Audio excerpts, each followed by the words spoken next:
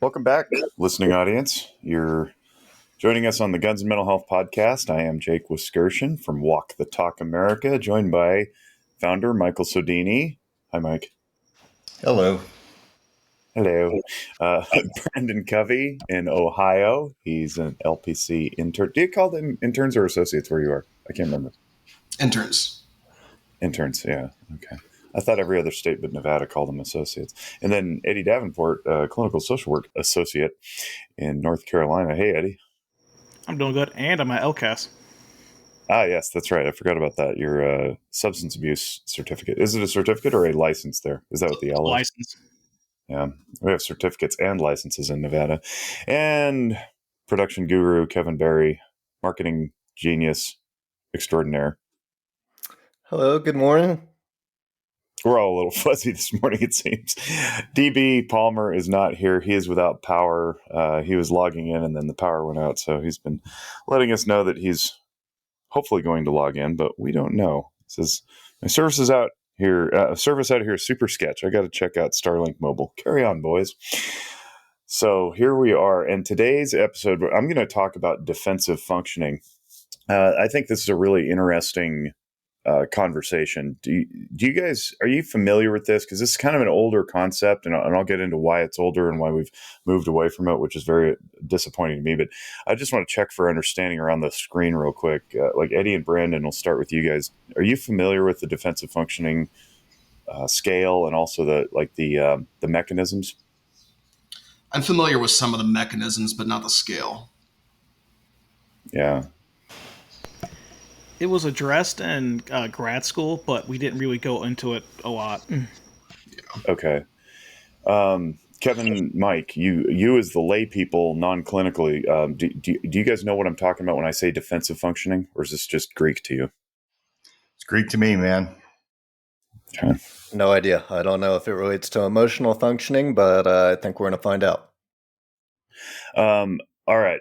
Then the next question I want to ask, because the listening audience is, I'm sure, playing along with us. What do you think it means when I say defensive functioning and you're listening to a mental health podcast?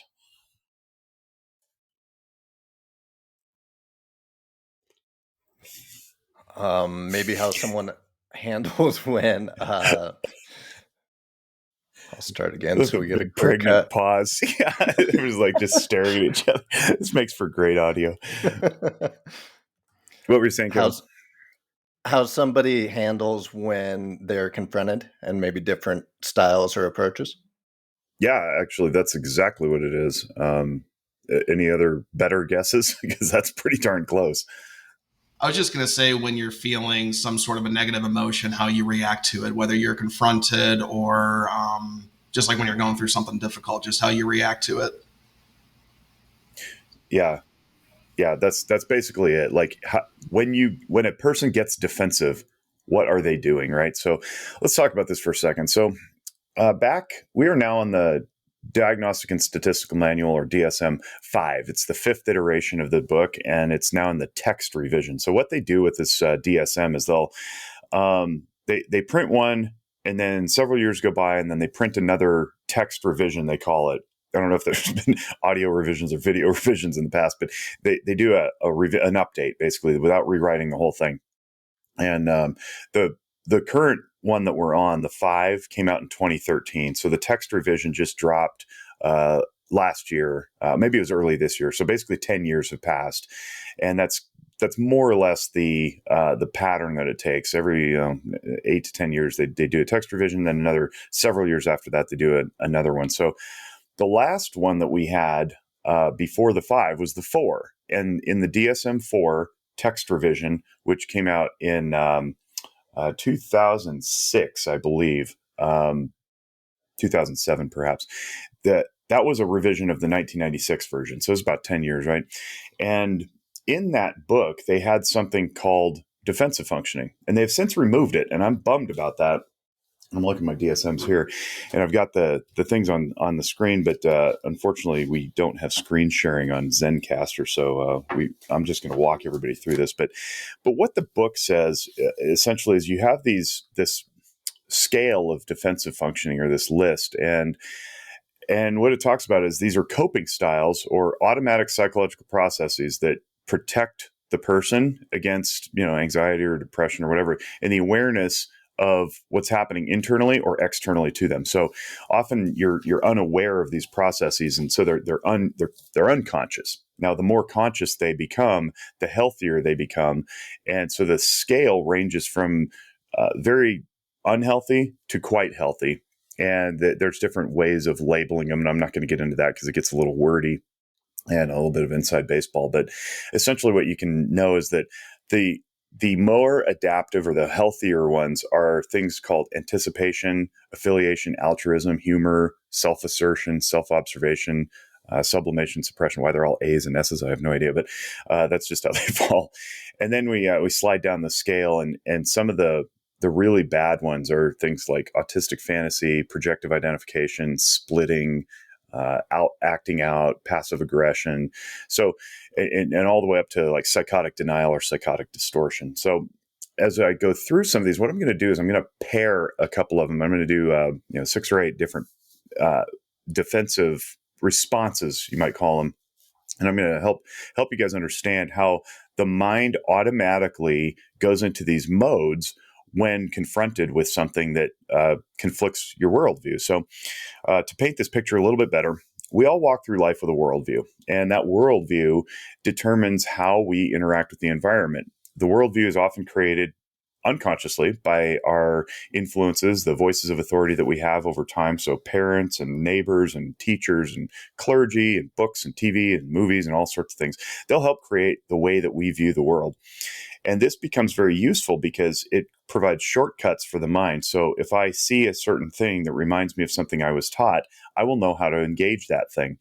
Unfortunately, this is also how we get lazy interactions with life. So if I have a negative interaction, say with some brunette when I was growing up and she broke my heart when I was 12 years old, I might shortcut that to avoiding all brunettes in the future, because I just magically, or I shouldn't say magically, I automatically assume that all brunettes are going to break my heart, right? And this is how we end up with things like racism and political judgments and all sorts of things.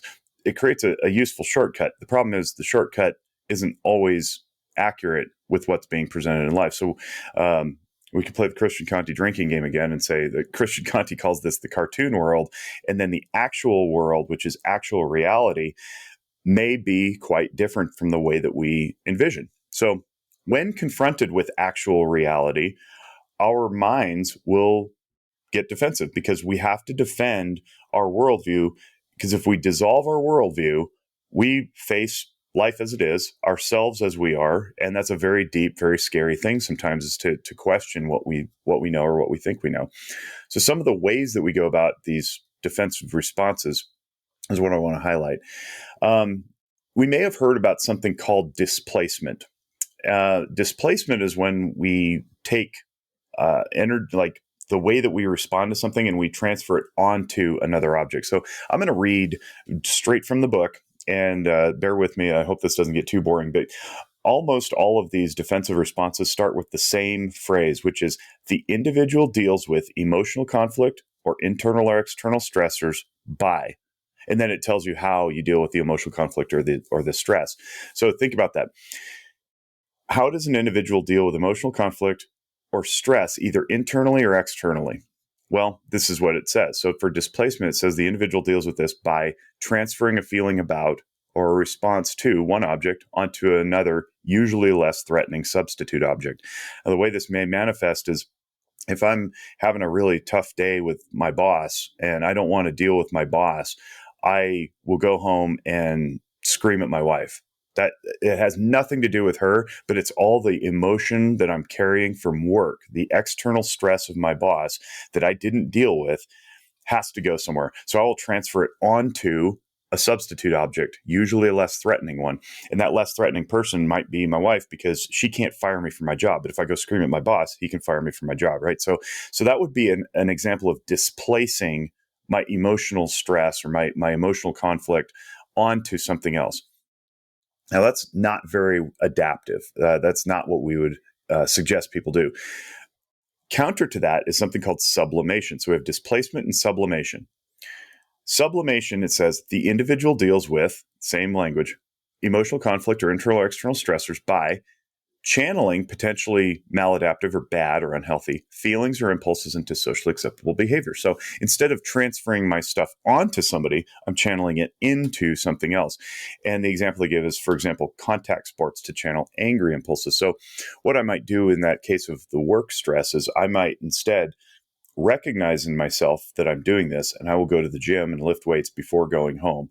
So I can push all that negative emotional energy into my workout, and then I can go home and I'm not screaming at my children or my wife or kicking the dog or whatever. So we've got two defenses. Both are useful for dealing with the internal or external stress that I'm feeling. One is more healthy than the other.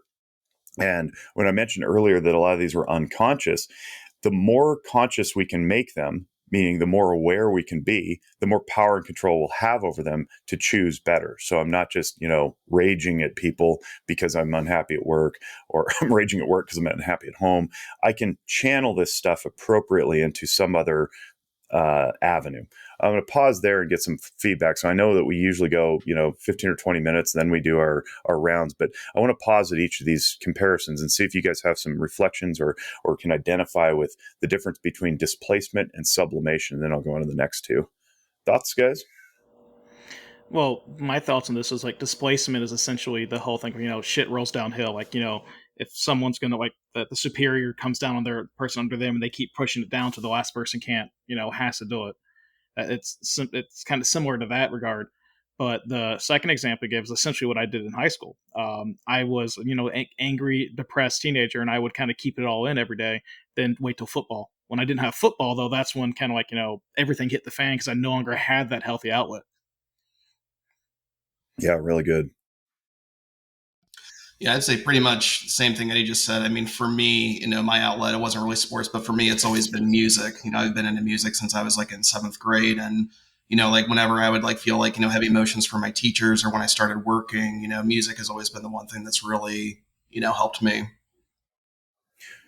Yeah, art for sure. One of the examples I use in the emotional functioning videos about anger is being aware that your anger is useful to motivate, usually to make change. Eminem was very, very angry, right? But he channeled it into his music, his art, right? He didn't go and rob people and, break into stores and steal things. Like he channeled it appropriately. That would be a sublimation of that anger. So good example. Kevin, Mike, thoughts? Yeah, for me, it's obviously the sports thing. I mean, I was always a big believer in like anytime I had something going on in my life, like when I was out playing basketball or football or whatever it was, like I didn't even think about any of the stuff that was going on, whether it was a heartbreak or something that was really bothering me. Awesome. Kevin. Yeah, same. All through kind of childhood and growing up, just playing whatever sport of the season it was. And it's a little harder now being a semi-retired athlete, but kind of unplugging and playing like video games at night, something where I can just kind of turn my brain off and do some things that I don't really have to think too much about seems to help. I tried to unretire myself the other day playing soccer with the kids. So we always record these on Fridays, and it was Tuesday that I was running around with the kids and playing 2-on-7. The other coach and I were chasing the boys around. They're all 7, 8 years old, and I still hurt today. It's really not something I can do anymore. So I have to pick another activity as well, and in order to channel my impulses. So good. Well, being aware of that is important. So we don't displace onto people. And to put a little bow on this, I want to tell a story. I was I had the privilege of being somebody else's displacement object once, and I may have told this in another podcast, but I'm gonna tell it again anyway. One time I was working adolescent psych in the inpatient hospital, and there was this kid who I knew. He wasn't on my caseload, but I knew him through groups and stuff, and we had a good relationship, good rapport. And one day he was just on one, throwing furniture, screaming at staff, making threats. And so they had to lock down the two hallways where the girls and the boys were. And he was in the common area in between the two hallways. And And when I say throwing furniture, I'm not kidding. Like, the furniture is very large, very heavy, so that it cannot be thrown, but he was still managing to throw it. And the windows are plexiglass, so they can't be broken. But it was a pretty intense scene. And I played the role of de-escalator. Usually everybody had a pretty good relationship with me, and I could usually get through to the kids and calm them down. This is not one of those situations. So I show up, and this kid's, doing his thing, and he's screaming, and I walk in, I was like, hey man, like, what's up? Talk to me, breathe, all the things. And he just turns right to me and he points his finger in my face. He says, F you, Jake, F you, Jake, F you, Jake. And I was like, holy cow. And I'm like, whoa, man, like, it's okay. Like, it's me, I'm here. And after 5 or 6 more of those, the mental health tech who was on site at the time, he puts his hand on my chest, and his face was next to my ear, and he's like, bro, you got to go. You're making it worse. And my ego took a hit. I was like, what do you mean I'm making it worse? I'm the guy who calms kids down. I'm really good at this. And he's like, no, bro, you got to go. You got to go. So he walked me out and down the hallway, and I just left confused. And I went back to my supervisor. I was an intern at the time. I was only, I don't know, 6 or 8 months into my career. And I sat down with her, and I was like, I don't understand what just happened there. She says, hey, don't take it personally. Don't take it personally. It doesn't get any more personal than having somebody's finger in your face saying "F you, Jake" when I'm right there and there's nobody else. She goes, no, that's not what I mean. She says, do you think he had problems when he came in here? I said, well, yeah, of course. Kids don't just land in locked residential inpatient for being nice in the world. So I said, yeah, he of course he did. She says, do you think he had those problems long before he met you? I said, yeah, well, yeah, of course. She says, so it's not about you? Oh, okay. She says, yeah, don't take it personally. In fact, and she continued, she says, you're actually in a real strong position of privilege and honor, because there's a high degree of likelihood, and I'm paraphrasing, I don't know if she said these words, but she says there's a high likelihood that he's never had anybody in his life that he could unload on and know that he's safe. And I started getting tearful, and I started to cry a little bit. And I said, yeah, you're right. That is quite the honor to be able to be somebody else's displacement object. Eddie. It's funny you say that. I'm having an intern right now observe me in one of the group homes that I teach in. And they were in a session with me the other day, and one of the kid in there, same thing, was like, F you, Eddie, F you, and just going off. And later she was like, hey, I thought one of your rules is like, don't cuss me out in sessions. Like, you can cuss, don't direct it at me. And that was exactly the point I made with her. It's like, this kid has never ever had the ability to like go off on someone without having his head knocked off by either another person or an abusive parent or something. This is probably the first time he's been able to unload on someone and not get his ass kicked. And it's like, that right there is a more healthy session than the whole hour that we would have done otherwise. Yeah. Yeah. It's good to be mindful of this when people are super upset. I've been, since then, I mean, it's been, oh man, like 11 or 12 years since that happened. And since then, I've been able to recognize it very quickly in my life, not just clinically, but in my personal life too, when people are just really raging. Sometimes there's just narcissistic attacks, and, people are shadow projecting, and that's something we'll get into in a different episode. But I can see through that and go, this isn't about me. If to the untrained ear, it really feels like it is, though, right? And he's like, why are you picking on me? But it's not. It's about the individual. So let me move on here to the next 2 that I want to highlight. I want to talk about passive aggression. So we say people are being passive aggressive, right? And this has its roots in defensive functioning. And I'll explain a little bit later why I think that these went away. And yes, I do still teach these as often as I can. So we'll talk about passive aggression. And again, same language to start. The individual deals with emotional conflict or internal or external stress by indirectly and unassertively expressing aggression toward others. There's a facade of overt compliance masking covert resistance, meaning you're saying, yeah, I'm getting along with you. Yeah, I'm following you. But deep inside, they're resisting, right? So there's a facade of overt compliance masking covert resistance, resentment, or hostility. Passive aggression often occurs in response to demands for independent action or performance, or a lack of gratification of dependent wishes. So you're what you want is dependent upon something else or somebody else. But it may be adaptive, meaning it may be healthy, it may be useful for individuals in subordinate positions who have no other way to express assertiveness more overtly. So let's go back to work, for example. If the boss is really, doing something to the employee that the employee can't directly address because they're afraid of retaliation or whatever, passive aggression may look something like rallying the other employees to do a walkout.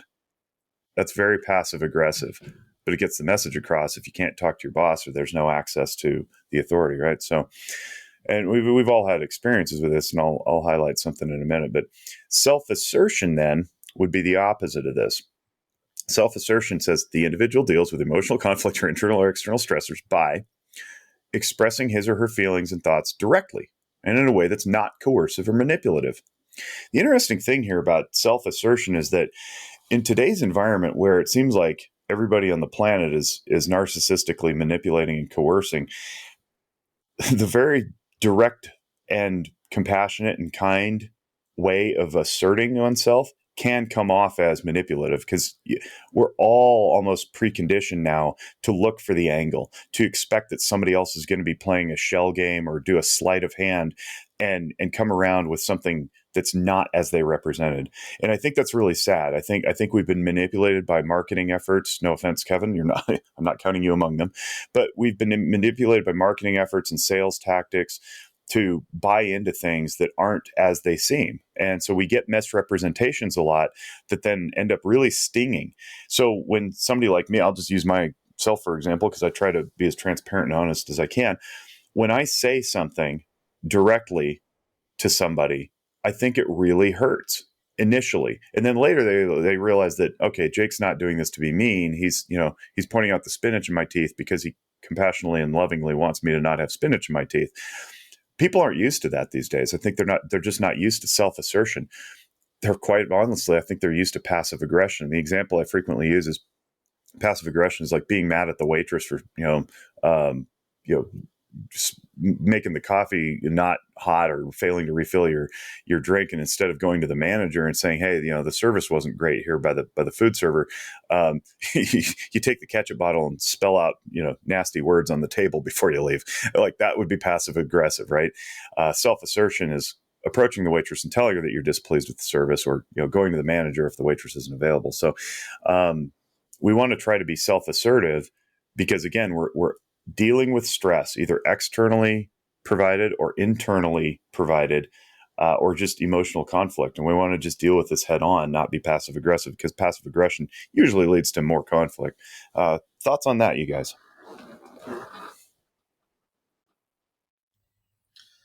I think as counselors, It's a lot easier for us to be direct, just because, we're trained to help people. And I feel like, it kind of comes back to, self-awareness, like if we're angry about something, or if there's something that's, upsetting us, or if we're feeling, uncomfortable, like you gave the example in the restaurant, I feel like it's easier for us to be direct. Yeah. Well, we're literally trained it, like you said, and we're paid usually to be direct. In a world now where more is squishy and gray than isn't, I think it's our job to be assertive. I think it's our job to provide structure and a counterbalance to what the world has said, which is, make up reality as you go, right? 20 years ago, I don't know that was the case. I think the world was overly rigid, and they came into counseling to allow themselves to be in the gray, so to speak. And now I think everything's reversed, and I think it's our job to provide some structure and some direction and be assertive. Why do you think this one is the most well-known? Obviously, you haven't weighed them all out, but we're all familiar with people. Oh, they're passive-aggressive, and not as much as the other ones you've laid out. I don't know. I don't know why this one managed to surface in society. It could be from a book that was published somewhere, or maybe some celebrity clinician was using it. So, for example, when Eric Berne came out with The Games People Play, talking about transactional analysis back in the late 60s, early 70s, it caught fire, and people started using a lot of the colloquial terms that we now know from that book. And it just took root in pop culture. We'll talk about transactional analysis in one of these episodes too, because that's a really fun one that also doesn't get taught anymore. Why? I have an idea why. I was about to say why, I have no idea, but it's very, very useful. But yeah, it could just be one of those things where somebody popularized it.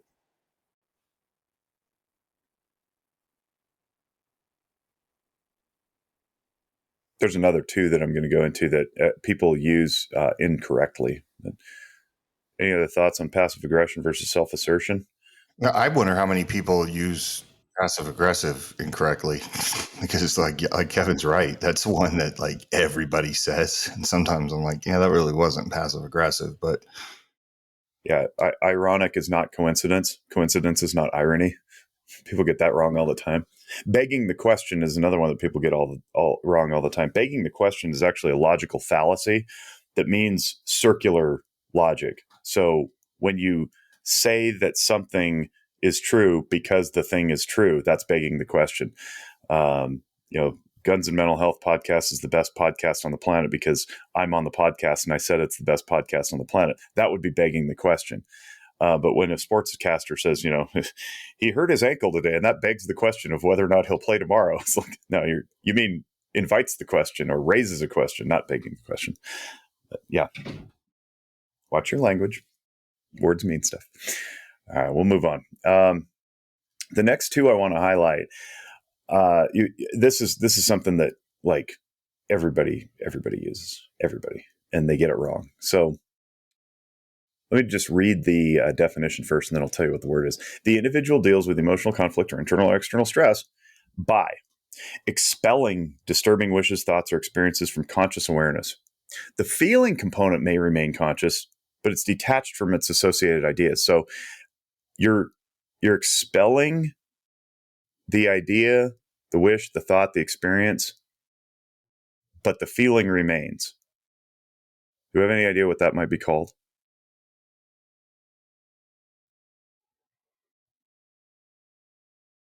I should play the Jeopardy music in the background, and then when the buzzer sounds, I'll just give the answer.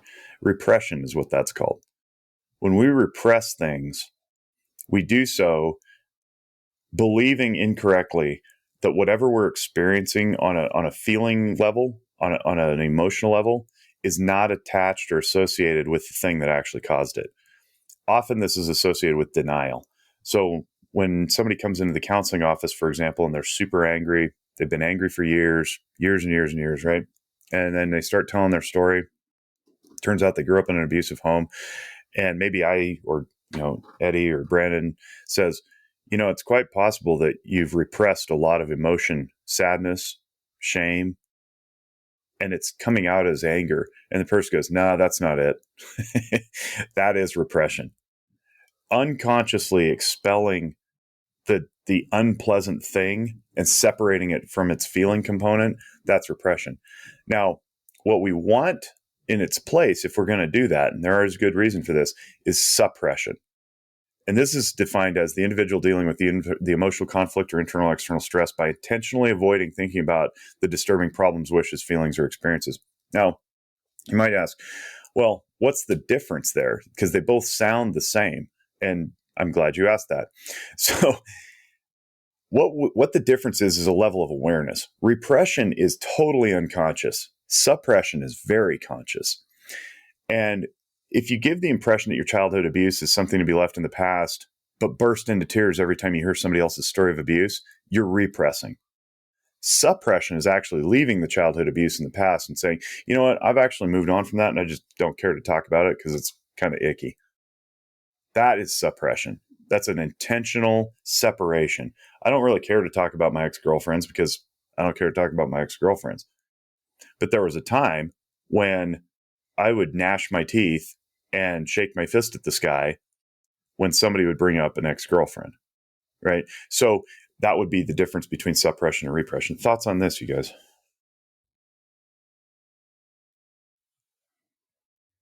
Is some suppression good, as maybe there's an event that could be upcoming and it's not worth stressing about and you suppress it until it's a bigger thing, or is it all kind of negative?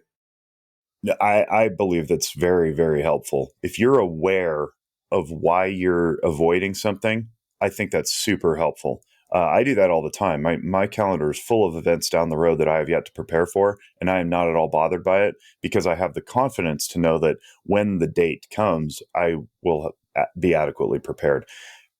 Repression would be me, a nervous wreck, constantly anxious, and denying that that was the cause. Right, which I've also done. I've been guilty of that. So yeah, I think suppression is quite healthy. It kind of makes me think of when I do trauma counseling with my patients, because a lot of times you see a lot of repression there, kind of like we talked about a few episodes ago when we did EMDR was, like when you're having trauma that's impacting your present, that's really when it's something to, dive into.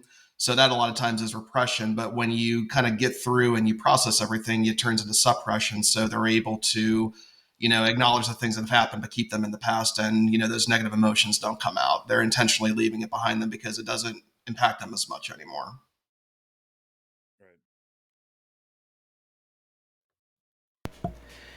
Do you find that when dealing with this or teaching this topic with your clients, is it hard for them to understand the shift in dynamics?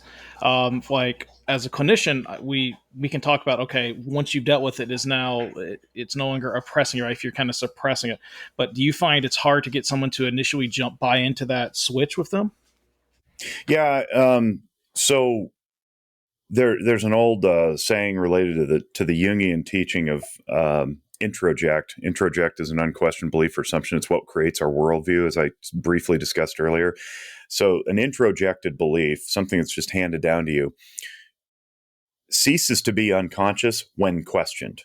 So if I have an introjected belief about the certain political party that I'm a part of, and it's just that's the way it is, right? That's one way to identify an introject, is you say that's the way it is, or that's the way it always is, or shoulds or ought tos are a great way to identify introjects.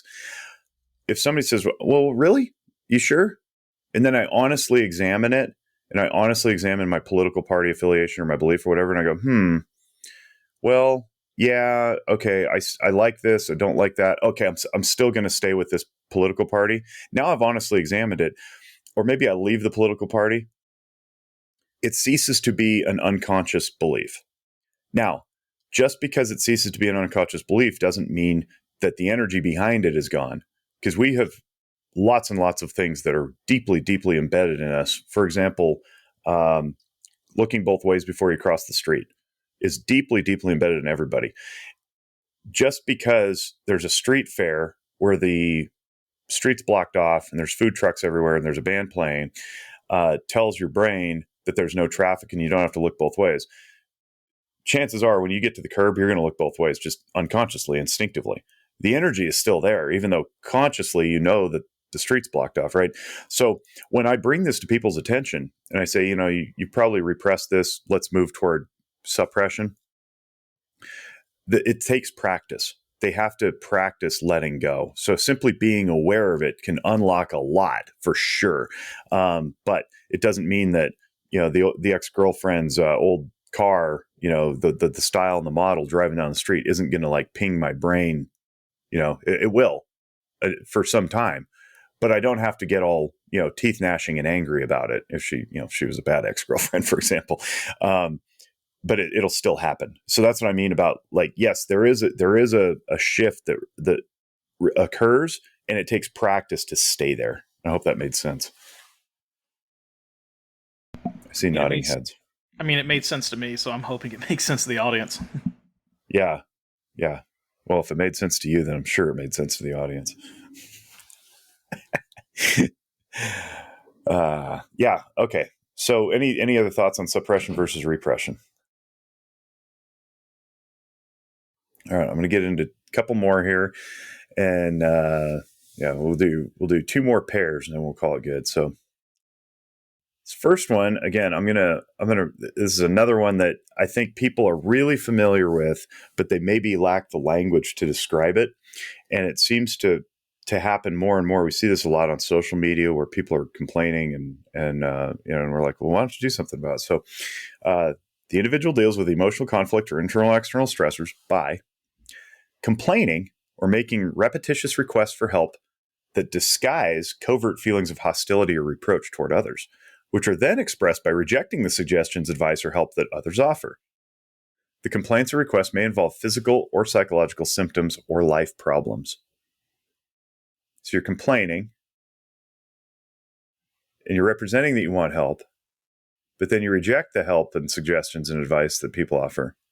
And the complaints or requests may involve physical or psychological symptoms or life problems. Does this sound familiar to anybody?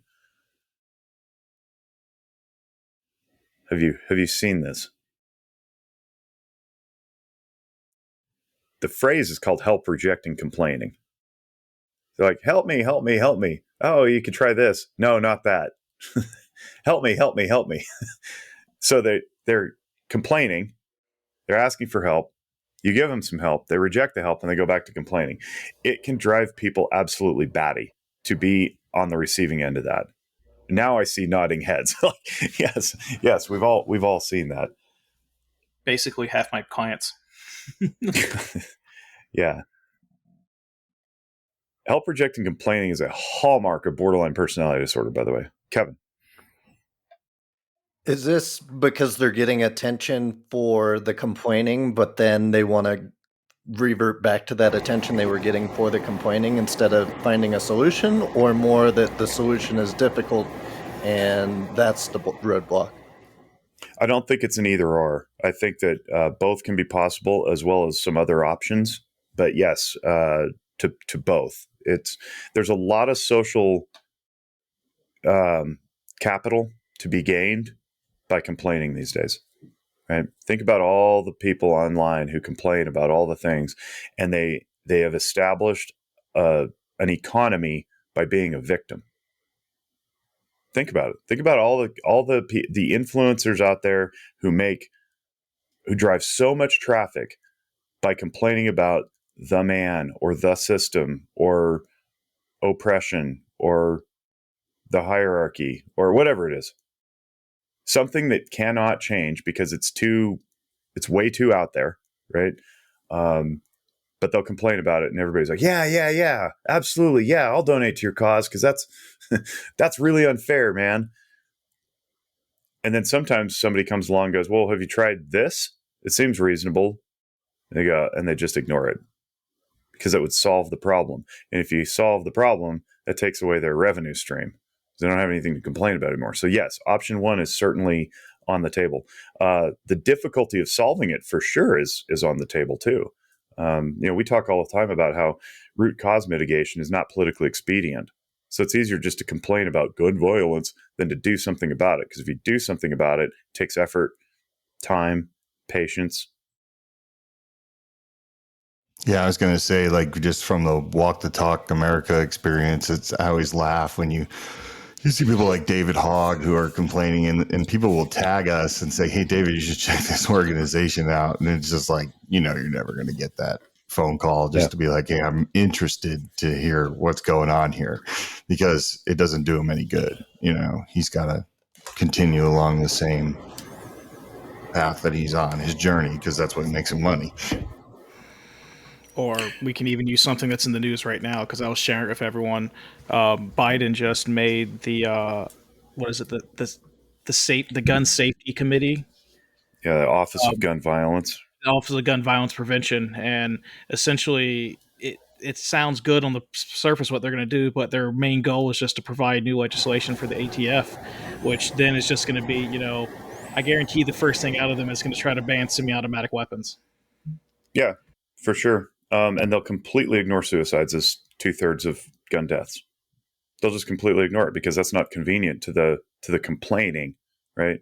So if we're offering help, which we are, Walk the Talk America is offering help to this gun violence problem. If you want to lump suicides into violence, okay, fine. We'll play that word game.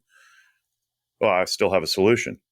2/3 of just short of 2/3 of all gun deaths could be solved if we just got rid of gun suicides, right? Well, but then there goes your Office of Gun Violence Prevention. No political capital, no social gain. But let's strip it down into the individual who's really struggling that walks into our clinic. They're not the social media influencer. They're not the president of the United States. They're not, some of these people. Where's the benefit to help, reject, and complaining? And Kevin touched on it a little bit. I feel like, and correct me if I'm not going down the path that you're trying to get down here, but when you were mentioning borderline personality disorder, I was thinking like a lot of cluster B, how a lot of times people's identity goes in with complaining. Like, they need that Yep. complaining as part of their lifestyle. Yeah, That's like their absolutely. Yeah, William Glasser talked about that too, and I think it was positive addiction. He might have talked about it elsewhere, but he says, he frames depression as a choice, and people look at him like he's got a hole in his head. Like, why would I choose depression? It's like, well, let's honestly look at that. Why would you choose depression? What do you get out of it? Attention, for sure. People pay attention to you when you're depressed, not in a healthy way, but they do. That meets your love and belonging need. It meets your power and control need. So what happens if you choose peace and tranquility and happiness and joy? Those people aren't paying attention to you, at least not for that reason anymore. And there's a risk involved. You may lose your friends if you solve your own problems. And to maybe pull this together at the end, people who are addicted to chaos, who don't know peace and tranquility, if you solve the problem for them, they lose that identity. You're absolutely right. So they're just going to avoid solutions altogether. Eddie. So I was going to touch on that some more. That's basically a lot of the clients I work with. They're in the Department of Juvenile Justice. They've gotten some type of issue or trouble they've been in, and these kids, a lot of them, they struggle with self-sabotaging because before they were involved with me or the other individuals that are in their life with DJJ, they don't have all these supports, and if they start fixing their life or getting stuff better, all these supports start disappearing. And so we see that a lot. Like a lot of my kids and stuff, they'll start picking up or their life will start improving. The issues that brought them into this will start, disappearing. And near the tail end, when people start talking to them, like, "Hey, you're doing good. We're going to start pulling out. The services are going to start ending. DJJ's is appearing. We're going to start talking about discharge." That's when they almost nosedive in behavior because they're self-sabotaging this because they've thrived on having either this chaos in their life or now they just need all this extra support and they're afraid of losing it. Right. And now if you extrapolate that, something that Josh Slocum talks about on the Disaffected podcast is the cluster B presentation in organizations, government particularly, where they will create or manifest a problem and then actively refuse help because their own existence depends on it. Right. So I often say that I'm trying to work myself out of a job, and what if the Department of Public Health were to take the same attitude to work itself out of a job? Well, you'd have a lot of people who need jobs, and that's a lot of insecurity. I'm not accusing that the Department of Public Health of not trying, but what if everybody were to live a healthy lifestyle? That threatens a lot of careers, right? So, I apologize if the audio sucks right now because I can see the chat and everybody's saying that my audio is doing something weird. So if it sucks, I'm sorry. Could be my furnace. I don't know. Never had any problems. All right. So how do we combat this help rejecting complaining? What is a good way of dealing with it? Well, I'm going to highlight a couple things. Affiliation is defined as the individual dealing with emotional conflict or internal or external stress by turning to others for help or support. This involves sharing problems with others, but does not imply trying to make someone else responsible for them. So you're just aligning yourself with somebody else. This is what talk therapy is, right? We offload, we explore things, we work through stuff, but we also try to encourage people in the community to do it in their own homes and workspaces. You don't necessarily need professional psychotherapy to deal with this, but turn to others for support and help. Honestly, don't reject it when it's offered, right? That's a great way to combat help rejecting complaining. Thoughts on that? How do you do it if you're in the opposite chair of if you're talking or communicating with a friend or other person that continually goes down this road? How do you kind of navigate that? I'll kick that around to the other guys first. What do you guys think? Because I have an answer, but I want to hear from you guys. So for myself, one of the things that I try to work with my clients is the acceptance that you can't always change someone else's life. You can't always change their opinions. You can only work on yourself. Um, Now that is also frustrating. The thing that I always try to teach people is you have to figure out what is your limit. If they're not willing to take the help, and it's not something like you're not paid or you're not like forced into helping them, what is your limit? And even then, like I even talk with that the parents, like we have to be. So many parents are afraid to let their kids fail. And you have to be that with anybody. You have to be willing to let someone fail and then come back when they're ready to learn.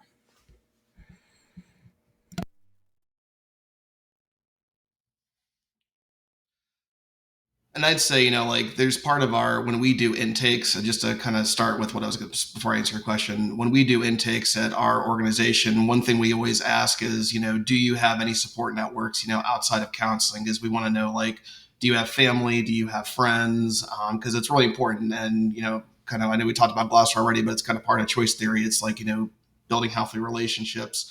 But I'd say, just like being in the opposite chair, just being able to reflect with what people are going through, just being able to, sometimes people just need somebody to say, like, like what you're going through really sucks, and just kind of being there with them.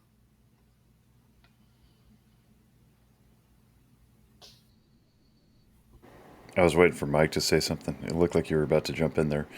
I mean, when I'm talking to my stuffed animals and I have them in session, and I don't have any clients, guys, but I guess when when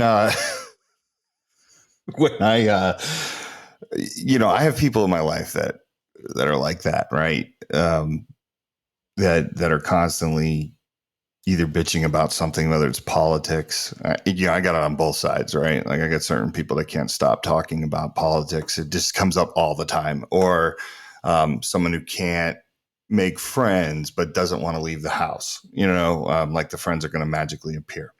Um, I give those solutions to people, but then I think I kind of go towards the Brandon's way of dealing with it. When I realize they're not listening to anything I'm saying or they don't care, right? So it's just kind of like, yeah, that sucks, and then I walk away. So yeah, I give up on trying to solve people's problems. That's one of the things I've worked on as a human. Like, not everybody needs a solution, and they're not asking for a solution. So it's up to me to try to find a way to identify that and just go, okay, no matter what I say right now, it's literally when I talk, they're muting, and then they wait till I stop talking to go right back to the stuff that they're talking about. And to kind of follow up on that, we also have the Canes. I mean, all of us want to be like solution focused and helping people. Sometimes, like we have, I'm sure we all have friends, family, wives, significant others, whatever, that is like they just want to complain and not just solve the issue. So like I also have to have the talk if someone's complaining to me, like, do you want to answer? Or do you just want to bitch? Because either way, I'm good. Yeah, being able to be non-attached to that is really important.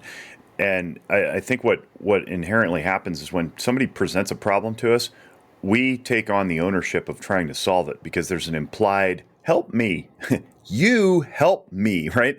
And sometimes you can't at all. Like we just don't have the power. Sometimes you offer something and it's not what they need because it's from your worldview, not theirs. So we got to be careful about that too. We want to offer things that are actually executable and actionable for that person. I can't offer something that isn't obtainable, right? But even if we do offer the accurate feedback to help them and they reject it, what we end up with is potentially a shame guilt cycle. And I talk about this in the shame guilt video, where we're not obligated to stay in relationship with other people simply because they tell us that it's our responsibility to help them or that we've let them down in some way. We can set a limit. We can set boundaries and say, you know what? I'm done with this. I'm not going to burn any more fuel on you because you're just insisting to stay in the same place, even though you're representing that you want to change. So it's okay to walk away. It's also okay to empathize and walk away too. You don't have to be a jerk about it. As Brandon and Mike talked about, yeah, that sucks, man, and not mine to solve. Kevin. Yeah, I think Eddie makes a good point of defining what role you're supposed to be in. Are we just ranting or are we looking to solve? Because people will try to solve. And if you're trying to do the wrong role, then that puts you maybe in a harder spot. So I think that's a huge key of maybe starting the conversation of what are you looking to get out of this? Is you just trying to unload some frustration, or are you looking for solutions to your issues? Well, this gets back to the self-assertion that people aren't accustomed to, either receiving or dealing. So if you start off by what Eddie said with, "Hey, give me some insight here. Are you looking to have me help you solve this, or are you just looking to offload?" That is self-assertion. If you don't do that, it could lead to passive aggression, where you get dumped on, you offer a solution, they reject it. Now you're like, well, fine, screw you anyway. I didn't want to be your friend. Like, that's passive aggressive, right? So we don't want to do that. Self-assertion solves that. I would also point out that, like, if you happen to be like a young clinician to listen to this is also a role that you need to embrace with your own clients. Sometimes clients bring things up to you and they're not ready to deal with it in the moment, and so it is okay to allow them just to unload on stuff. You present the issue, and if they're pushing back on it, it is okay sometimes to work around other issues till they're ready to come back, because some people just aren't ready to deal with the things in the moment. And, like, we have egos as clinicians. Like, we're like, no, I have the answer, we're going to solve this now. Like, people have the right to go, I'm not ready to work on this at this moment.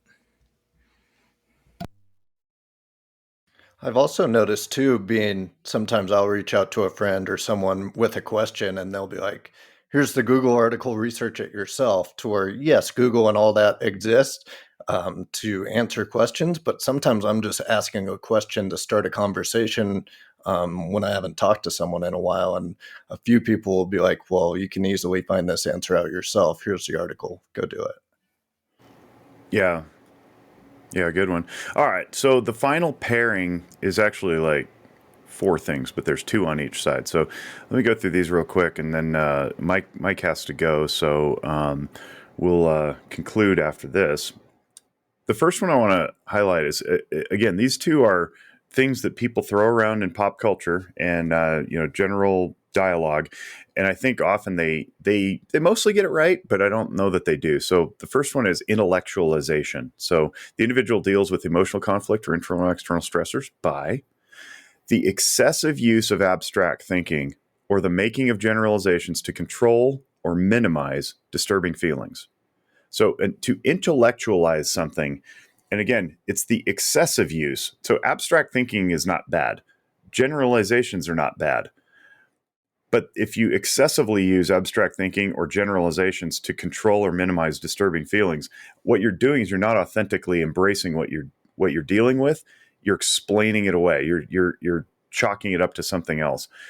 The other one that walks very, very closely with it is called rationalization. So if you're rationalizing something, it says the individual deals with emotional conflict or internal or external stressors by concealing the true motivations for his or her own thoughts, actions, or feelings through the elaboration of reassuring or self-serving but incorrect explanations.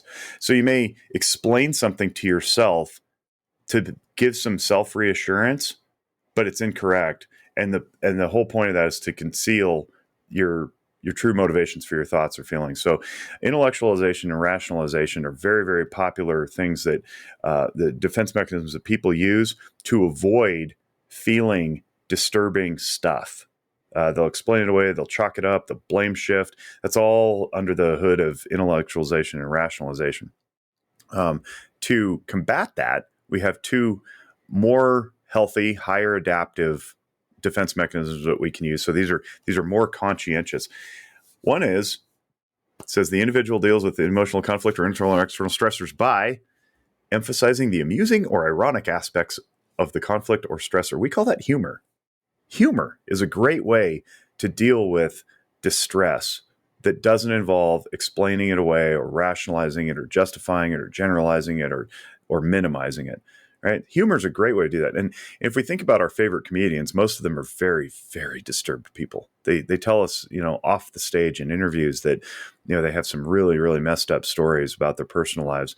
And, a lot of them end up, dying too early because of overdose or, addiction or suicide, because they're very, very disturbed individuals. And it comes out in humor. And you have to almost be able to to touch that darkness in order to make it funny. So, but humor is one way of dealing with this. Another way of dealing with it is something called self-observation. And I'll just read this real quick. So the individual deals with conflict or stress by reflecting on his or her own thoughts, feelings, motivation, behavior, and responding appropriately. How novel, right? When we just look at ourselves and respond appropriately, that would be ideal. And I think that's why most people come into counseling, is to get better insight so that they can address life on life's terms, not through their cartoon world. But let's kick this around and see what you guys think. This one really speaks to me because I think I do it way too much. Humor. When things go south, man, it's literally like, but see, I think I've also been kind of adored by people because of that. You know what I mean? So it's worked out really well. Like I've had a lot of people like tell me, I love the way you handle things because you're always happy. And I'm like, well, it's not necessarily happy. It's just observational humor of certain situations that's how I cope. I ran into that a lot when I was running rescue. Excuse me. We all had dark humor or black humor, whatever you want to call it. And I can't tell you how many times, like, it was really, really, like, awful situations, and me and my partner were just cracking jokes back and forth. And I mean, what are you going to do? You're going to either laugh at the situation at your hand or deal with the fact that there's, like, this awful, mangled human in front of you. Yeah, I'm the same way. I go straight to the humor. Sometimes it's a little bit too self-deprecating, but I definitely go towards the humor for sure. I used to. I don't anymore unless I really know my audience well, because again, these are defense mechanisms. They're still not authentic. They're not as true as the individual could be. It doesn't mean that I don't have the jokes in my head. It doesn't mean that I don't laugh at the memes when they grace my cell phone. I do.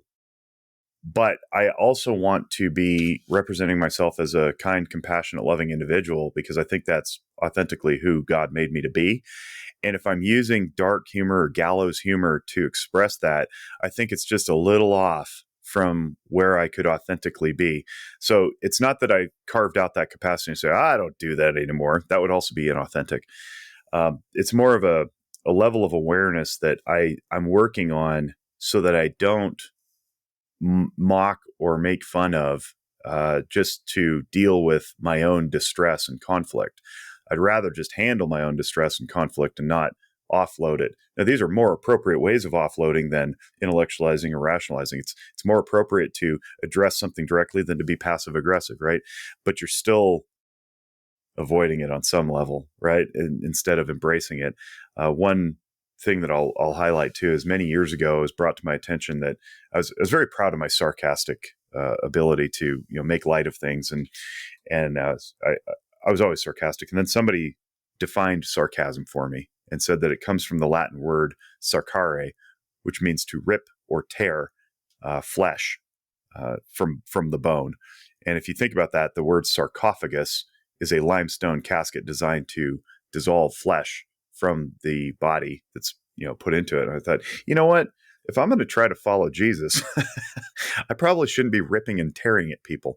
So humor is not necessarily ripping and tearing, although there's an argument that could be made that all humor is at someone's expense. I don't want to be ripping and tearing at people, so I had to quit the sarcasm. And similarly, I look at this and I go, self-observation is probably the way to go.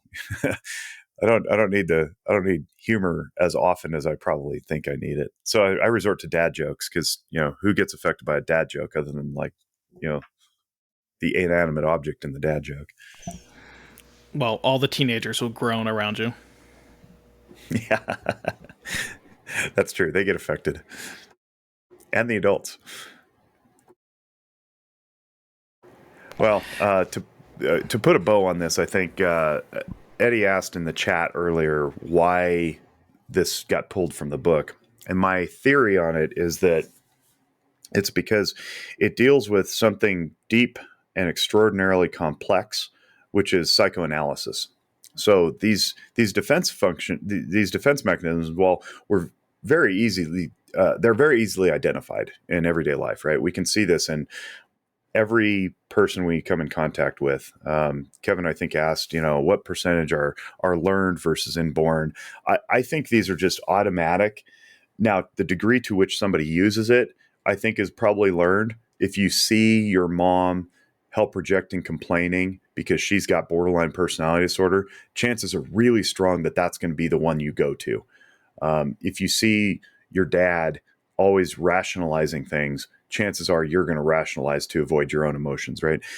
So they all exist in everyone. We all have the capacity to do them all. But I think the reason that they got extracted from the book is because they're just too hard to quantify.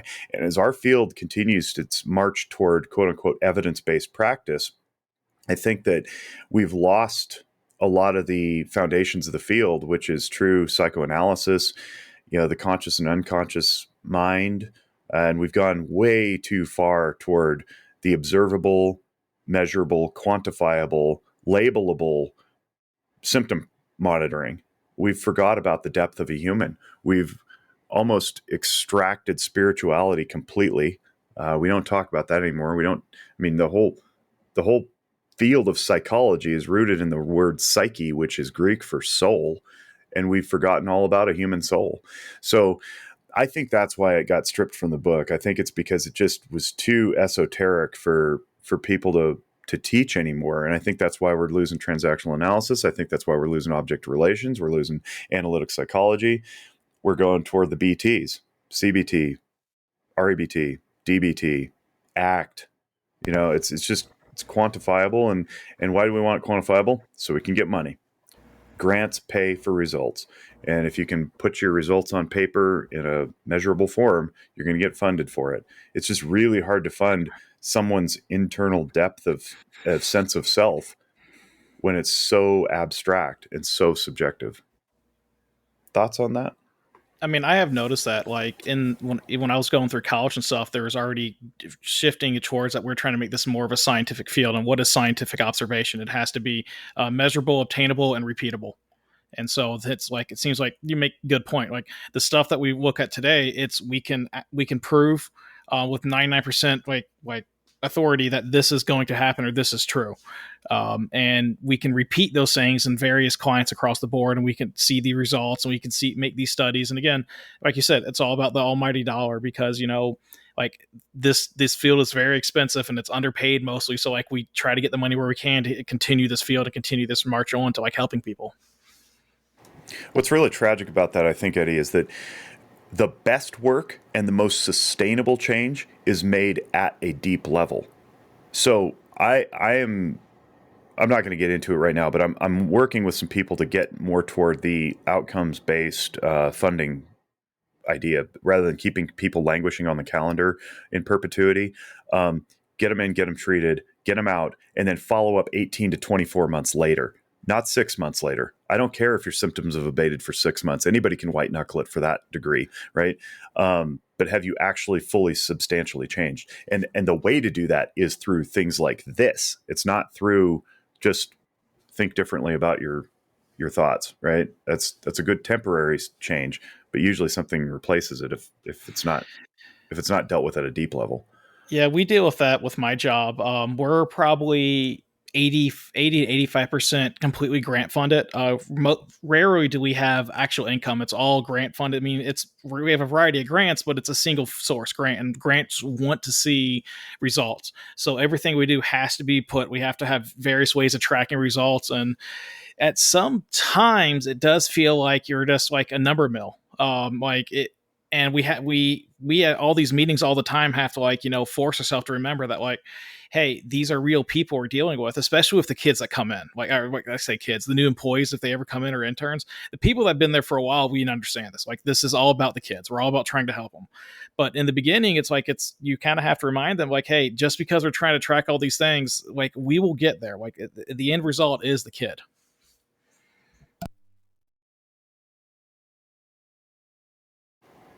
Yeah, avoiding swirling, I think, is important too. You don't want people coming back 18 months later because you didn't treat what needed to be treated. Well, that being said, we have 6 minutes until Mike has a hard out to. What are you doing? You're going to the stuffed animal vet? It's tea party with my stuffed animals. Me and him have a session at 1:00 to deal with this delusion he's been dealing with. All right, let's do takeaways. Brandon. I think what you guys were saying early on in the episode about displacement, being a victim of displacement, I thought that was a really big takeaway for me, because I find myself being a victim of displacement, of other people's displacement, quite a bit. And I've never thought to the fact of, they're doing this because I'm a safe person. So I just thought that was a really good takeaway for me. I appreciated you sharing Awesome. that. Yeah, awesome. I'm glad I wasn't repeating myself. I've told that story a bunch of times, and I'm not sure who my audience is anymore. Kevin, what are you taking away? I think it was two main ones where it was very educational, and I'm still curious. Educational is, it kind of seems almost like marketing. Marketing has a lot of terms and stuff that everybody encounters in their daily lives, but you don't really fully know the science behind it. And it seemed kind of like this: of here's the term and here's the depth of it. Besides, oh yeah, my friend does that, or this person does that, and then still curious as in, all right, here's kind of the base level of the knowledge. How do you guys do it, encounter it, and deal with it in your profession? Do you guys try to move people from one to the other, and just all of that kind of untouched topics that would still be interesting to get to in a future episode? Yeah, and we only touched on a handful of them. I mean, there's a bunch more, from devaluation and dissociation to isolation of affect, omnipotence. Splitting is very interesting. There's some really cool reaction formation, but they're pretty deep concepts, and I didn't feel like going into that level of depth today. But that's just a few on the sheet, and this is one sheet that doesn't even exist anymore. Like, there's so much out there. That's why I love this field. It's never ending. Eddie, what are you taking away? The fact that we don't really use this anymore, and kind of like, it's a shame. While this was introduced to me in college, like this, I learned something today. And I've been a clinician for 2 years, and so Jake has a lot more experience in this field. And so, like, I always love when I get to hear like Jake and DB talk about these things, because they've been around. I'm not gonna say forever; they're not like dinosaurs, but they've definitely been around for a while. And the vast knowledge they can bring to this, like teaching people, I think is just so, like, it can't be said enough. And like, I really appreciate hearing everything. And I kind of want to deep dive down this topic more. I granted, like, I know it's not in our DSM and stuff, but still, like, these are topics that I think have value and have worth when dealing with clients. We will. We'll get into some of these. I don't want to call them retired, but they're fading into oblivion. These concepts like transactional analysis and analytic psychology. We'll cover these on the podcast. Brandon teased something too about stages of change. I think that'd make a great episode. I agree. Mike, your takeaway before you have to go with your stuffed animals. With the stuffed animals, I really enjoy this episode, and I always try to look at these episodes as like, how does it relate to the gun industry, right, or the 2A community? And I think the 2A community is some of the most defensive people, and I don't mean defense like defensive shooting. I'm talking about defensive people when it comes to our rights and everything like that. And we struggle a lot with how do we talk to the other side, and I've felt like there's been a massive failure on our part to connect with the other side because of sometimes our defensiveness. And some of that defensiveness, it's justified. I get it. I've been there, right? I've been called baby killer, blood on my hands, and things like that, where I got defensive. But as I've kind of gone on this journey, and especially dealing with so many people outside of the gun industry, I've learned some of those coping skills to not freak out and kind of relate. So I just kind of appreciate this episode. And I really feel like every one of the topics we brought up could have been its own episode, just standalone, so it really is fascinating. Yeah, totally. Well, thanks for listening along. Please share this with your friends and colleagues and coworkers so that we can expand knowledge and people can improve their communication and their relationships and all sorts of stuff. So on behalf of our Walk the Talk America family, especially DB, who is still suffering a power outage apparently, and on behalf of everybody in the firearms community and everybody in the mental health community that shares our mission, we thank you and we wish you great mental wellness. Bye-bye.